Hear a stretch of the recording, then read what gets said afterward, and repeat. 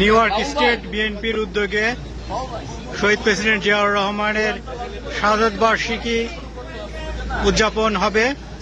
এ পর্যায়ে এখন স্বাগতিক বক্তব্য রাখার জন্য অনুরোধ করছি বাফুলো বিএনপির সাবেক আহ্বায়ক জনাব সিরাজউদ্দৌলা বাবুল ভাইকে। থ্যাংক ইউ ভাই, থ্যাংক ইউ। আসসালামু আলাইকুম রহিম।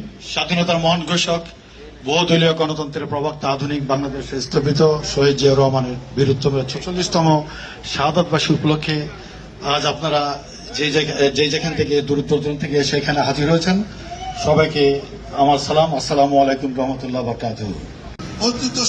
এদিকে নবান্ন রেস্টুরেন্টের সামনে